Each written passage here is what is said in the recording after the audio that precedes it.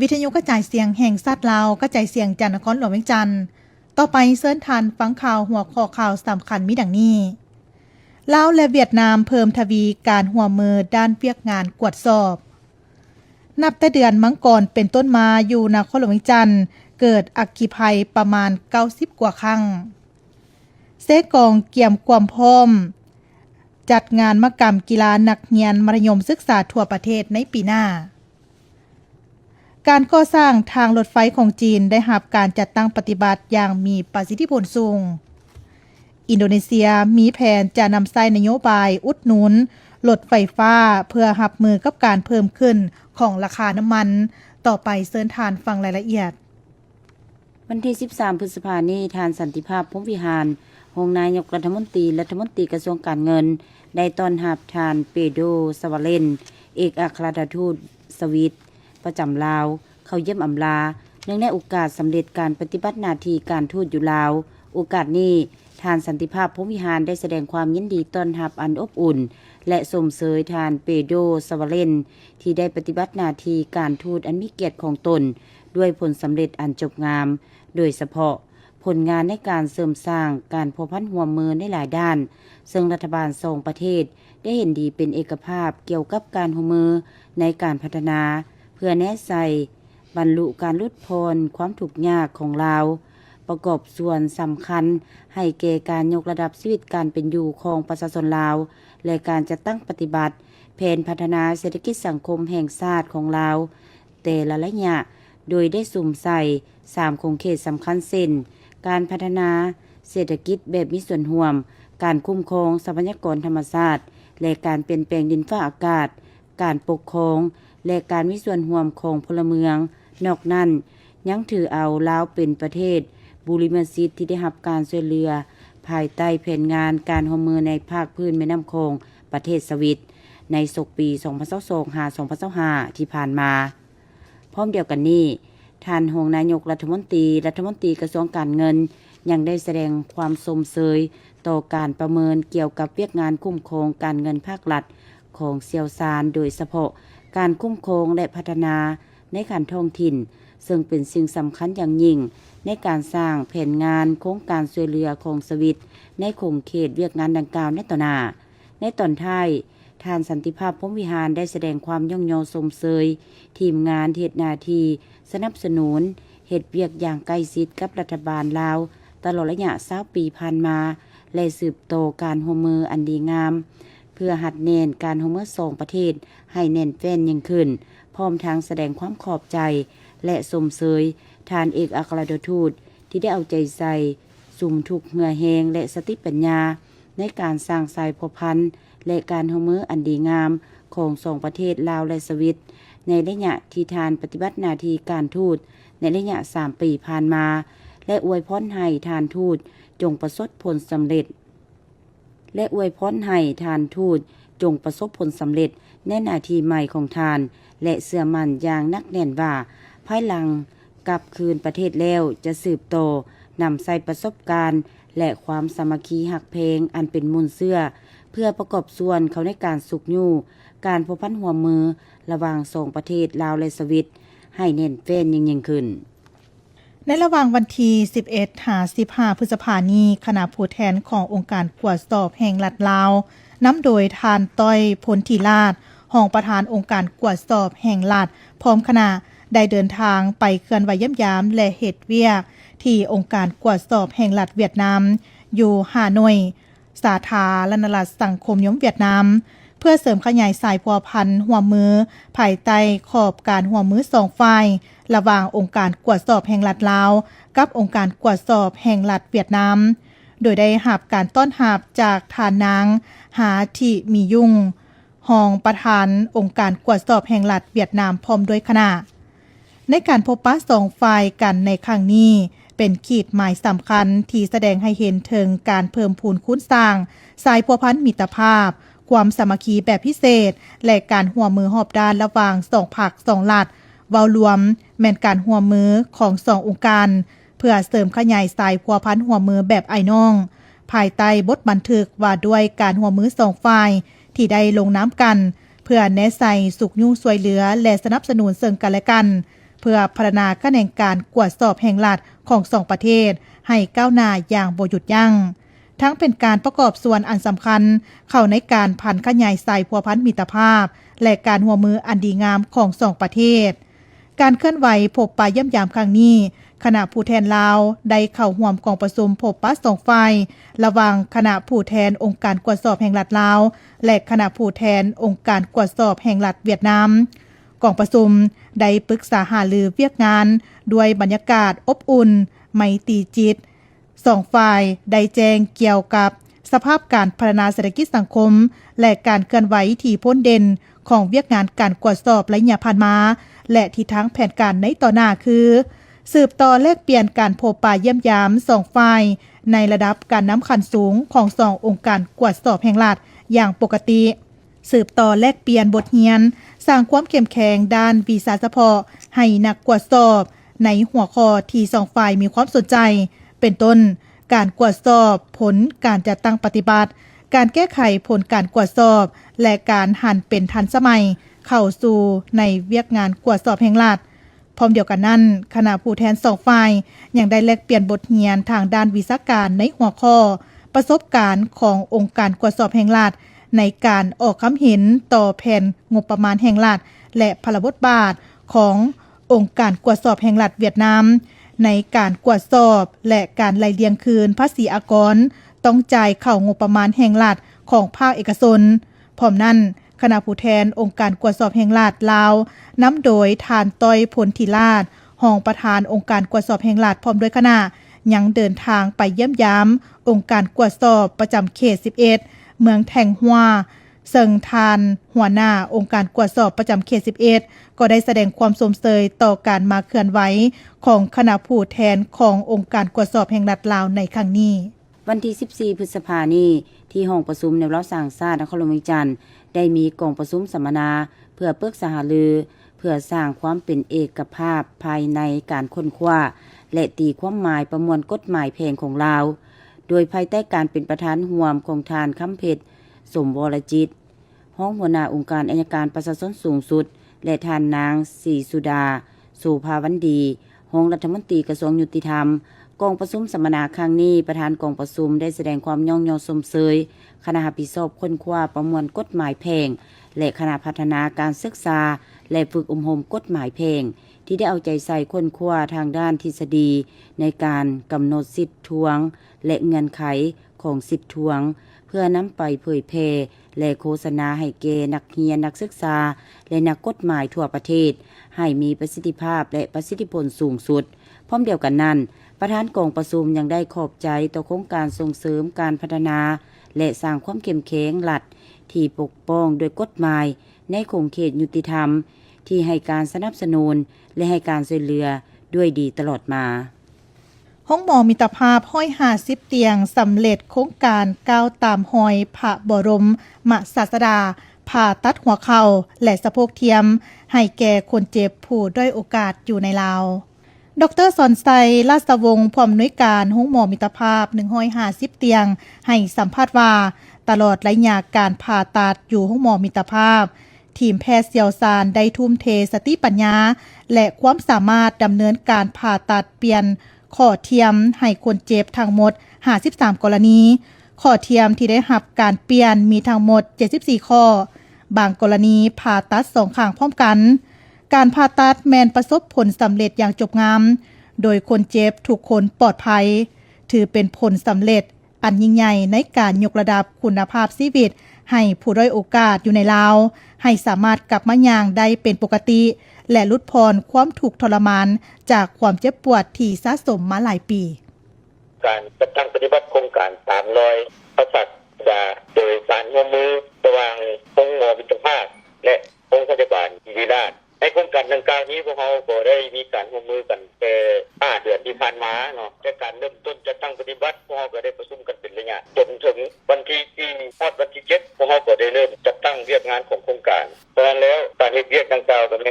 มีทีมแพทย์หมอพยาบาลบางยาสลบกายภาพบำบัดหมอผ่าตัดและชิ้นวิเคราะห์รังสีอื่นที่ได้เรียกร่วมกันทั้ง2ภาคส่วน2ประเทศการเคลื่อนไหวที่ผ่านมาพวกเราสามารถปฏิบัติได้จำนวนกรณีการผ่าตัดนี้มี53กรณีตอนอยู่ใน53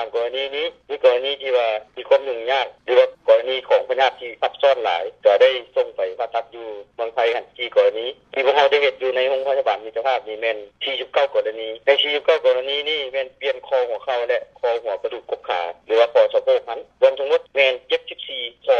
บางคนก็แม่นหัวเข่า2เบื้องบางคนก็แม่นคอสะโพกมี2เบื้องแต่เราจึงรวมเป็นจำนวน74คอที่ได้จัดตั้งปฏิบัติได้เฮ็ดสำเร็จการผ่าตัดเปลี่ยนดังกล่าวนั้นแม่นถือว่าได้รับผลสำเร็จสมบูรณ์และปลอดภัยทุกกรณีแต่ทุกคนก็สามารถเริ่มแอบย่างแล้วอันนี้ก็เป็นว่าผลดีที่การร่วมมือที่ได้ช่วยเหลือผู้ทุกข์ยากบ่ได้เสียค่าเกี่ยวกับเรื่องการนำไส้คอกระดูกหัวเข่าและคอหัวกระดูกกบขาอันนี้เป็นโครงการเพิ่นได้นำมาช่วยเหลือผู้อำนวยการห้องหมอมิตรภาพ150เตียงให้สัมภาษณ์เติมว่าการผ่าตัดครั้งนี้ได้ร่วมกับทีมงานแพทย์หมอจากคณะแพทยศาสตร์ศิริราชพยาบาลที่นำเอาเทคนิคการผ่าตัดทันสมัยและข้อเทียมคุณภาพสูงมาช่วยเหลือประชาชนลาวเป็นสัญลักษณ์แห่งความสามัคคีและมิตรภาพอันดีงามระหว่างลาวและไทยที่บ่มีเขตแดนนอกจากนี้ยังได้มีการสาธิตการย่างของคนเจ็บที่ได้รับการผ่าตัดจากโครงการได้สร้างความตื่นเต้นและความปิติสมชื่นให้ผู้เข้าร่วมเป็นการยั่งยืนถึงประสิทธิภาพของการผ่าตัดและความสำเร็จที่เป็นรูปธรรมของโครงการในการก้าวตามรอยพระบรมศาสดาในปีนี้วันที่13พฤษภาคมนี้องค์การปกครองเมืองหาดไซฟงร่วมกับห้องการคุ้มครองและบริการตัวเมืองเวียงจันทน์จัดกองประชุมหารือแก้ไขปัญหาการทิ่มขี้เหงื่อแบบสะทรายในตัวเมืองอยู่นครหลวงเวียงจันทน์โดยมีทานค้ำมูลเตียงทราชเลขาผักเมืองหาดไซฟงทานปัญญามณีวงศ์หัวหน้าองค์การคุ้มครองและบริการตัวเมืองเวียงจันทน์ท่านบัวใสลุนนวงศาประธานคณะกรรมการปกครองเมืองหาดไซฟงและภาคส่วนเกี่ยวข้องเข้าร่วมกองประชุมครั้งนี้เพื่อปรึกษาหรือแก้ไขปัญหาการทิ่มขี้เหงื่อแบบสะทรายอย่างบ่เป็นระบบในตัวเมืองของนครหลวงเวียงจันทน์ซึ่งยังเป็นปัญหาที่แก้ไขบ่ได้โดยเฉพาะในบริเวณพื้นที่ดินเปล่าวางเรียบตามแคมทางสายลักต่างๆของเมืองและเทศบาลซึ่งเต็มไปด้วยเศษขี้เหงื่อที่ถูกปาทิ่มไว้แบบสะทรายแต่ก็บ่มีหน่วยงานเกี่ยวข้องใดไปเก็บเมียนถ้าหากว่ายังสืบต่อป้าปอยเป็นแบบนี้จะส่งผลด้านกินและมีผลกระทบต่อสิ่งแวดล้อมโดยเฉพาะในฤดูฝนและในนั้นเมืองหาดไซฟงก็เป็นเมืองหนึ่งที่กำลังพบปัญหาการทิ่มขี้เหงื่อแบบสะทรายจากนี้นครหลวงเวียงจันทน์ยังมีนโยบายเกี่ยวกับการคุ้มครองและกำจัดขี้เหงื่อเพื่อสูบยุส่งเสริมการพัฒนาเวียกงานการคุ้มครองและกำจัดขี้เหงื่อด้วยการออกนิติกรรมเพื่อสร้างเงื่อนไขให้บุคคลนิติบุคคลหรือการจัดตั้งภายในและต่างประเทศประกอบส่วนเขาในการค้นคว้านำใช้วิทยาศาสตร์เทคโนโลยีที่ทันสมัยเขาในการคุ้มครองและกำจัดขี้เหงื่อให้สอดคล้องตามแนวทางนโยบายนิติกรรมกฎหมายและตามแผนยุทธศาสตร์แผนงานคุ้มครองขี้เหงื่อแบบยืนยงของนครหลวงเวียงจันทน์ในแต่ละระยะ5 ปีต่อหน้านี้แนวเล้าสร้างศาสตร์นครหลวงเวียงจันทน์จะได้สืบต่อจัดตั้งปฏิบัติแผนพัฒนาเวียกงานของตนอย่างมีจุดสุมโดยเฉพาะบรรดาเป้าหมายจำนวน6แผนงานและ50โครงการที่นครหลวงเวียงจันทน์กำหนดไว้ในโอกาสเข้าร่วมกองประชุมใหญ่ผู้แทนแนวเล้าสร้างศาสตร์ทั่วประเทศครั้งที่12จัดขึ้นเมื่อบรมนีที่นครหลวงเวียงจันทน์ท่านสมใจทรงจงเต็งรองประธานแนวเล้าสร้างศาสตร์นครหลวงเวียงจันทน์ให้สัมภาษณ์ว่าในกองประชุมใหญ่ผู้แทนแนวเล้าสร้างศาสตร์นครหลวงเวียงจันทน์ครั้งที่9ผ่านมาได้กำหนด5แผนงานและ41โครงการซึ่งแนวเล้าสร้างศาสตร์นครหลวงเวียงจันทน์จะได้พร้อมกันสุ่มใส่จัดตั้งปฏิบัติติดพันกับการนำเอาบรรดาเนื้อในจิตใจก็คือมติของกองประชุมใหญ่ผู้แทนแนวเล้าสร้างศาสตร์ทั่วประเทศครั้งที่12นี้ไปพันขยายเข้าในเวียกงานของตนให้เป็นรูปธรรมหลายขึ้นนครหลวงเวียงจันทน์ก็จะได้นำไปจัดตั้งผันขยายเป็นโครงการเพื่อจัดตั้งปฏิบัติให้เป็นรูปธรรมอยู่ในขอบเขตนครหลวงเวียงจันทน์เคียงคู่กับโครงการของศูนย์กลางแนวทั้งชาติพวกกะชีได้ไปผันขยายและเอาไปสมใส่กันและเอาไปจัดตั้งปฏิบัติร่วมกันอยู่ในนครหลวงเวียงจันทน์ เฉพาะนครหลวงเวียงจันทร์ก็ถือว่าเป็นใจกลางของเรื่องการเมืองแนวคิดวัฒนธรรมสังคมและเรื่องงานป้องกันประเทศอยู่ภายในนครหลวงเวียงจันทร์ฉะนั้นความตื่นตัวของประชาชนบรรดาเผ่าอยู่ภายในนครหลวงเวียงจันทร์ก็ถือว่ามีสติสูงการจะตั้งปฏิบัติก็ถือว่าได้สะดวกหลายห้องประธานแนวเล้าสั่งศาสตร์นครหลวงเวียงจันทร์ให้ฮู้ตื่มว่าแนวเล้าสั่งศาสตร์ยังได้สืบต่อเอาใจใส่จัดตั้งปฏิบัติเวียกงานเต้าโฮมความสามัคคีทั่วปวงชนประชาชนบรรดาเผ่าศาสนาโดยเฉพาะสืบต่อขยายสร้างบ้านสามัคคีปองดองให้เพิ่มขึ้นมาฮอดปัจจุบันทั่วนครหลวงเวียงจันทร์มี481บ้านในนี้สามารถจัดตั้งปฏิบัติเวียกงานสามัคคีปองดองได้1เมืองกวมเอาหลายกว่า90ส่วนห้อยและนอกนี้ยังมีแผนสืบต่อจัดตั้งปฏิบัติเวียกงานดังกล่าวให้สำเร็จห้อยส่วนห้อยนับแต่เดือนมังกรเป็นต้นมาอยู่นครหลวงเวียงจันทร์ได้เกิดอัคคีภัยประมาณ90กว่าครั้งในนั้นไฟไหม้เฮือน30ครั้งไฟไหม้หม้อแปลงเสาไฟฟ้าไฟไหม้ป่า60กว่าครั้งแต่บ่มีคนเสียชีวิตพันโทบุญยงไส้ปัญญาห้องหัวหน้าแผนกตำรวจสกัดกั้นและต้านอัคคีภัยนครหลวงเวียงจันทร์แจ้งให้ฮู้ว่าสาเหตุในการเกิดอัคคีภัยอยู่นครหลวงเวียงจันทร์แม่นย้อนขาดสติในการนำใช้ไฟฟ้าบ่ระมัดระวังนำใช้ไฟฟ้าแล้วบ่มอดวัตถุอุปกรณ์ไฟฟ้าโดยเฉพาะสายไฟฟ้าเก่าแก่สุดโทรมนำใช้มาหลายปีรวมถึงสภาพอากาศร้อนอบอ้าว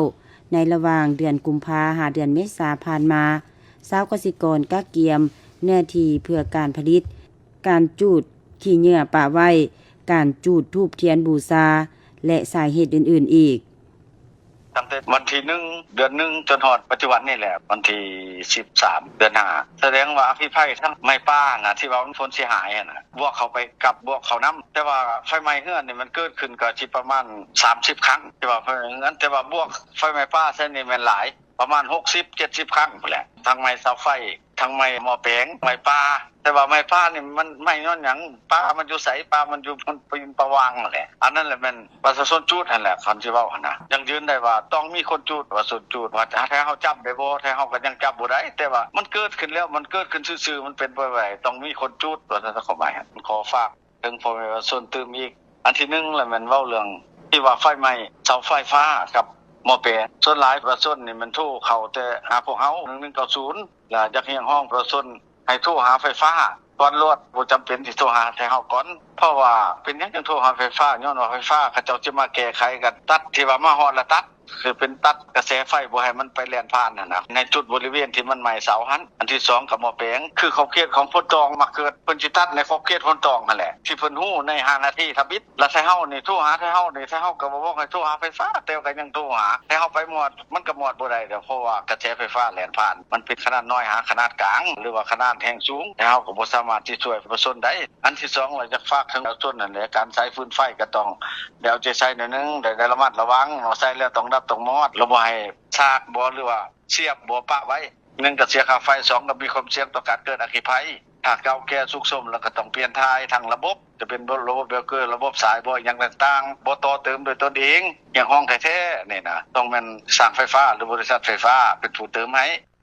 โอกาสนี้ห้องหัวหน้าแผนกตำรวจสกัดกั้นและต้านอัคคีภัยนครหลวงเวียงจันทร์เรียกร้องมายังประชาชนชาวนครหลวงเวียงจันทร์ตลอดฮอดชาวต่างประเทศที่อาศัยอยู่นครหลวงเวียงจันทร์ให้ร่วมแรงร่วมใจสกัดกั้นและต้านอัคคีภัยในนั้นต้องกักเก็บอุปกรณ์มอดไฟโดยเฉพาะบางมอดไฟถ้าว่าสายไฟฟ้าเก่าแก่สุดโทรมใช้งานมาหลายปีต้องได้เปลี่ยนถ่ายทางระบบและด้านอื่นๆอีกทางนี้ก็เพื่อเห็นให้อัคคีภัยอยู่นครหลวงเวียงจันทร์นับมือนับหลุดลงต่อไปเชิญทันฟังข่าวอากาศประจำวันจากวิชาการกรมอุตุนิยมและอุทกศาสตร์ความกดดันต่ำของอากาศร้อนยังปกคลุมอยู่ทั่วทุกภาคของประเทศลาวด้วยกำลังปานกลางสมทบกับกระแสลมตะวันตกเฉียงใต้พัดปกคลุมซึ่งจะเฮ็ดให้อากาศจะร้อนอยู่ทั่วไปและจะมีฝนตกฟ้าร้องฟ้าเลื่อมในระดับคอยหาปานกลางและจะมีฝนตกหนักอยู่บางท้องถิ่นพอมีลมพัดแรงเป็นบางโอกาสอยู่ในแต่ละภาคดังนั้นจึงขอแจ้งเตือนถึงประชาชนบรรดาเผ่าองค์การปกครองและองค์การจัดตั้งทุกภาคส่วนจงมีสติระมัดระวังต่อสภาพฝนตกฟ้าร้องฟ้าเลื่อมฟ้าผ่ามาเข็บตกและลมพัดแรงอยู่บางท้องถิ่น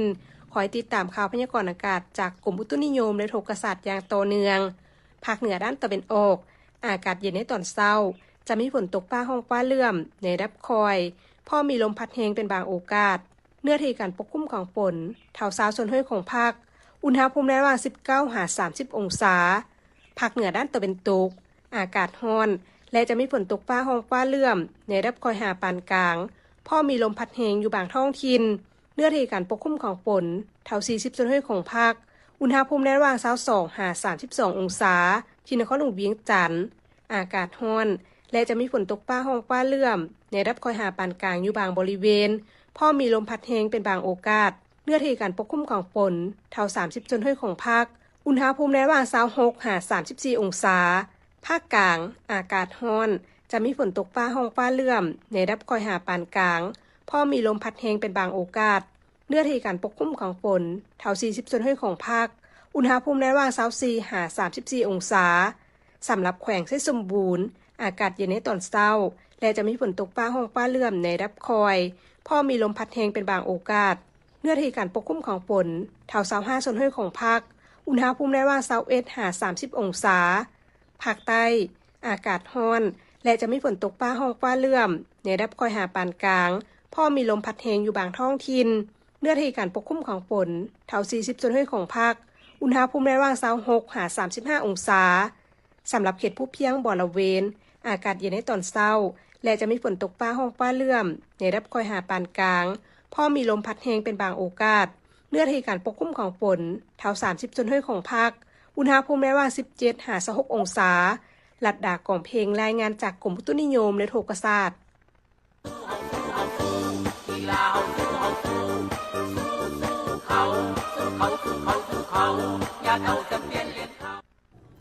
ต่อไปเซิ้นทันฟังข่าวกีฬา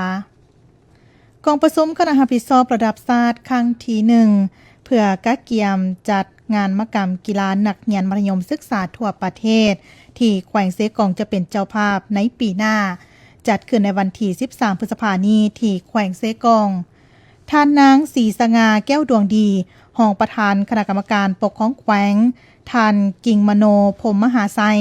รองรัฐมนตรีกระทรวงศึกษาธิการและกีฬาพร้อมด้วยคณะการที่เกี่ยวข้องแขกรับเชิญจากแขวงจับปะซักสารวันและคณะกรรมการระดับชาติเข้าร่วมท่านคำไพสิมวัฒน์หัวหน้าแผนกศึกษาธิการและกีฬาแขวงเซกองรายงานว่าภายหลังรัฐมนตรีกระทรวงศึกษาธิการและกีฬาได้มอบถุงมหกรรมกีฬานักเรียนให้แขวงเซกองสืบต่อเป็นเจ้าภาพครั้งที่8ในปี2007จากนั้นได้ขอที่ซี่นำจากการนำแขวงและประสานสมทบกับภาคส่วนเกี่ยวข้องพร้อมกันวางแผนการเกี่ยมความพร้อมรอบด้านปัจจุบันได้สำเร็จการออกข้อตกลงของเจ้าแขวงฉบับเลขที่366/สกลงวันที่23 ตุลาคม 2024ว่าด้วยการหับรองเอาไฟฟ้าพลังงานลมและกังหันลมเป็นสัญลักษณ์หรือโลโก้ป่าวาคำเป็นสัตว์นำโชคออกข้อตกลงเลขที่31/สกลงวันที่12 มีนาคม 2025ว่าด้วยการหับรองเอา13ประเภทกีฬาบรรจุเข้าในการแข่งขันสิ่งใส456เหรียญในนั้นมี135เหรียญคำ135เหรียญเงิน186เหรียญทองมี135รายการแข่งขันโดยแขวงหนึ่งสามารถส่งคณะนำครูฝึกและนักกีฬาได้สูงสุด394ท่านสำเร็จการจัดกองประชุมร่วมกับกรมกีฬามวลชนพละและศิลปศึกษาครั้งที่1ซึ่งได้กำหนดหน้าเวียกจะต้องปฏิบัติหาจุดสุมครั้งที่2ได้กำหนดโครงประกอบบุคลากรคณะรับผิดชอบระดับชาติและงบประมาณนำใช้อย่างละเอียดเวียกงานก่อสร้างพื้นฐานโครงล่างรวม16กิจกรรมกำหนดจุดแข่งขันกีฬาแต่ละประเภทกำหนดเป้าหมายศูนย์พักเซานักกีฬาจากบรรดาแขวงที่จะเข้าร่วมมี17ศูนย์กะเกี่ยมสถานที่รองรับการนำแขกและมวลชนทั่วไปสำหรับมหกรรมกีฬานักเรียนมัธยมทั่วประเทศครั้งที่8ที่แขวงเซกองจะเป็นเจ้าภาพในปีหน้าจะมี13ประเภทกีฬาแข่งขันคือแล่นลาน38รายการบานเตะ2รายการบานส่งในโฮมและหาดทราย4รายการบานบวง4รายการเปตัง9รายการกะตอ6รายการหนาเกก12รายการหมักเสิร์ก9รายการ ปิงปอง7รายการดอกปีไก่6รายการหมากแล่12รายการเทควันโด21รายการและดึงเสือก5รายการในโอกาสนี้ทานนางศรีสง่าแก้วดวงดีได้มีทีซี่นำหลายปัญหาโดยเน้นให้สืบต่อจัดตั้งปฏิบัติบรรดานาเวียกที่ยังคงค้างให้สำเร็จทันการประสานสมทบกันอย่างกลมเกลียวนับแต่ศูนย์กลางก็คือกระทรวงศึกษาธิการและกีฬาเพื่อขอทีซี่นำในการกักเกียมแผนเวียกต่างๆในด้านกีฬา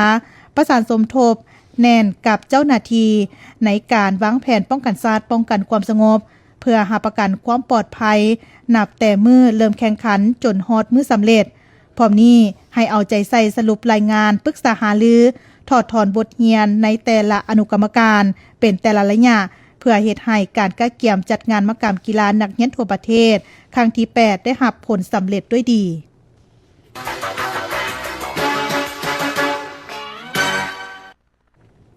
ขณะนี้ท่านกำลังให้เกียรติติดตามรับฟังข่าวจากวิทยุกระจายเสียงแห่งชาติลาวกระจายเสียงจากนครหลวงเวียงจันทน์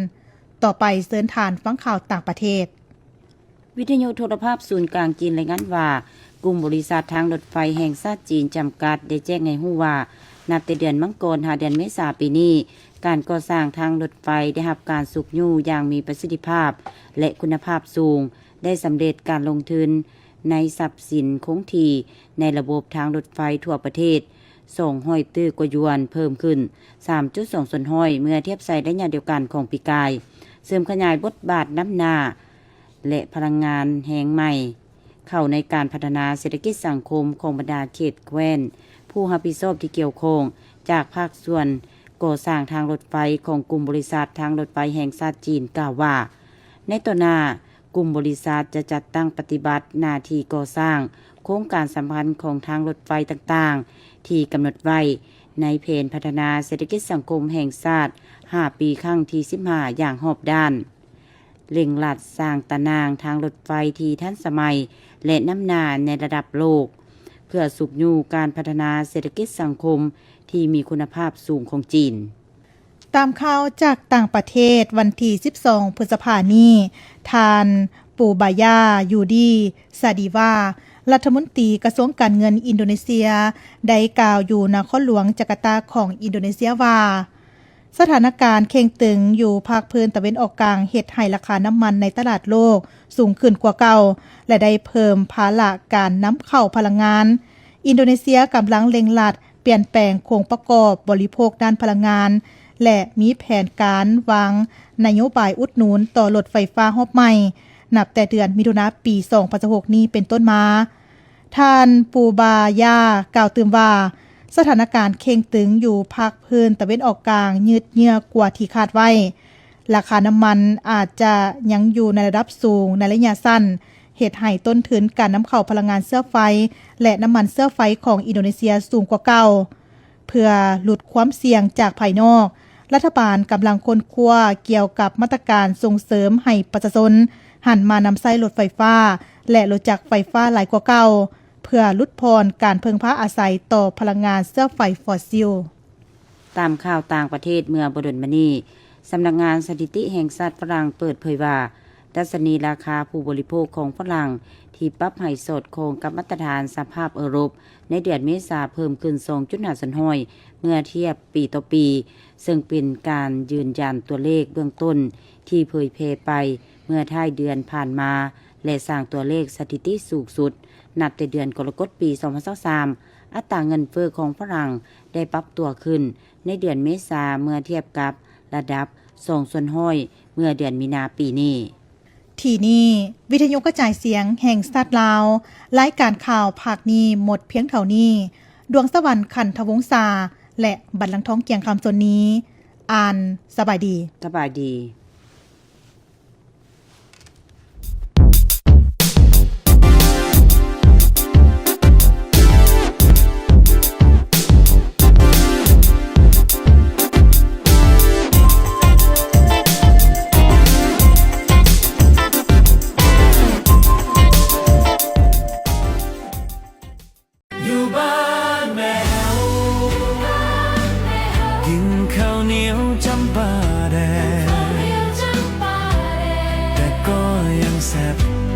่ก็ ายสายเดือ